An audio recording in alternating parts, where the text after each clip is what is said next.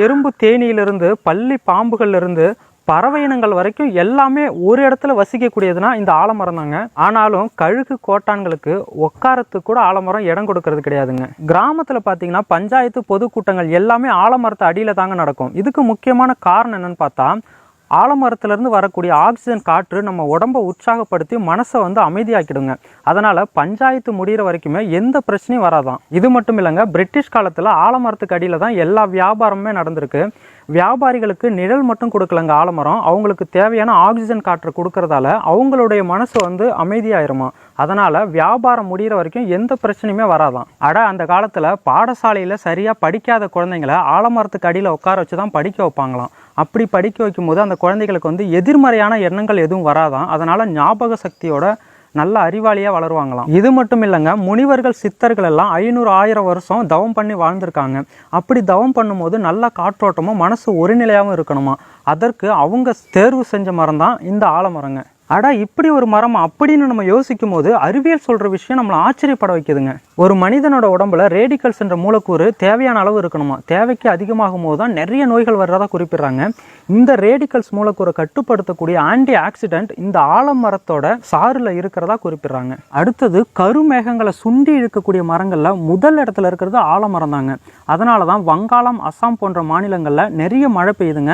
அங்க ஆலமரங்களும் அதிகமா இருக்குங்க. அடுத்து கிபி 70 ஆங்கிலேயர் ஒருத்தர் தன்னோட வரலாற்று பக்கத்துல இந்தியாவில் ஒரு அதிசய மரம் இருக்கிறதாவும், அந்த மரம் வானத்திலிருந்து வேர்களை கீழே இறக்கி தன்னைத்தானே நடவு செய்து கொள்றதாவும் குறிப்பிடாருங்க. அது போல மாவீரன் அலெக்சாண்டரிய மலைக்க வைத்த மரம் நம்ம ஆலமரம் தாங்க.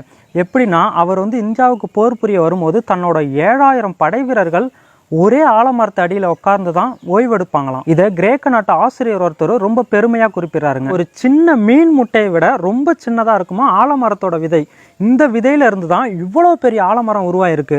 இந்த ஆலமரத்துக்கு அடியில தான் மன்னரோட நாற்படைகளுமே தங்கி ஓய்வெடுப்பாங்களாம். ஆமாங்க, மரங்கள்லயே நீண்ட நாள் வாழக்கூடிய ஒரு மரமா ஆலமரம் இருக்குங்க. கிட்டத்தட்ட 5000 வருடங்கள் இதோட வாழ்நாளா குறிப்பிடுறாங்க. ஸோ ஆலமரம் நம்ம நாட்டோட பூர்வீகம், நம்ம நாட்டோட தேசிய மரம் அப்படிங்கிறதுல நமக்கு உண்மையிலே பெருமை தாங்க. அந்த காலத்துல பறவைகளை வேட்டையாட போறவங்க தாங்க வேட்டையர்கள்.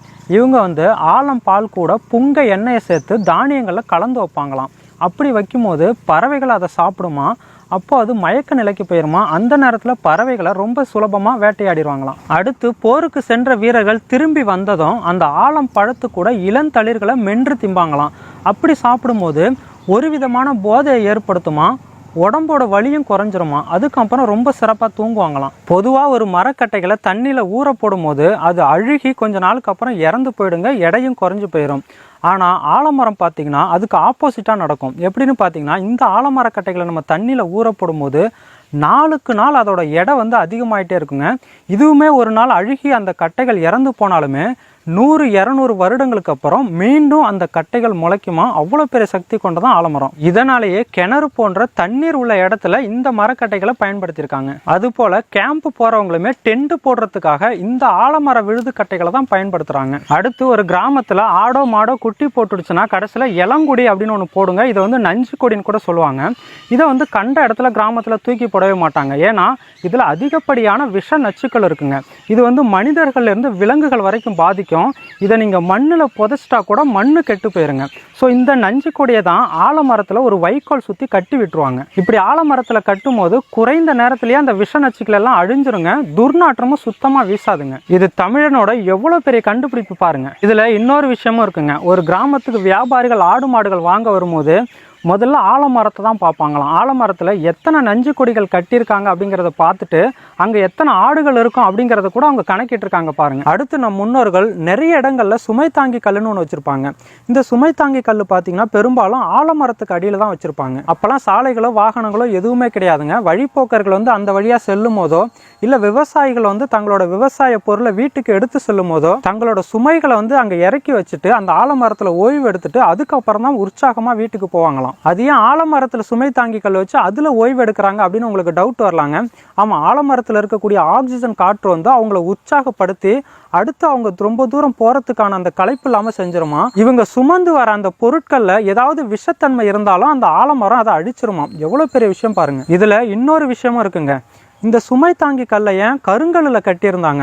ஏன்னா ஆலமரத்தில் இருக்கக்கூடிய அந்த ஆக்சிஜன் காற்றை உறிஞ்சக்கூடிய ஒரே பொருள் கருங்கல் தாங்க. இதை அவங்க தெரிஞ்சு வச்சிருக்காங்க. இதனால தான் சுமை தாங்கி கல்லை வந்து கருங்கல்லால் கட்டியிருக்காங்க. அந்த கருங்கலுக்கு கீழே நம்ம ஓய்வெடுக்கும் போது நம்மளுடைய உடம்பு வந்து புத்துணர்ச்சி பெறுதுங்க. இதைத்தான் காலை கல்லும் மாலை புல்லும் ஆலை வெல்லும் அப்படின்னு ஒரு பழமொழி சொல்றாங்க. இந்த காலத்துல ஆடு மாடு குதிரை பன்றி யானை கழுதை இப்படி எல்லா உயிரினங்களும் மேய்ச்சலுக்கு போகுமா. அப்படி மேய்ச்சலுக்கு போகும்போது அங்க சாணங்கள் போடுங்க. அந்த சாணத்து மேல நேரடியாக சூரிய கதிர்கள் படும்போது கிருமிகள் வந்து அழிக்கப்படுது.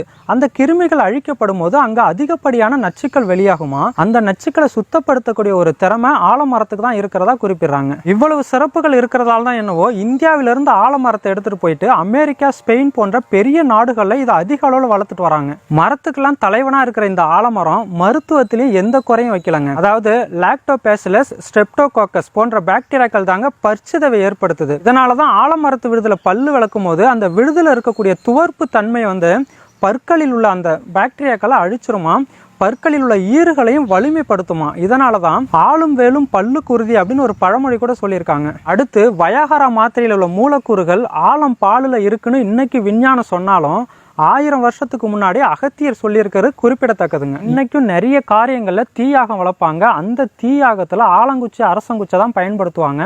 இதுக்கு முக்கியமான காரணம் அங்க இருக்கக்கூடிய நச்சுக்களை இதெல்லாம் ரொம்ப சுலபமா அழிச்சிருங்க. அடுத்து இயற்கை விவசாயத்துல பஞ்சகாவியா கூட இந்த விழுதுகளோட நுனியை வந்து சேர்க்கிறாங்க.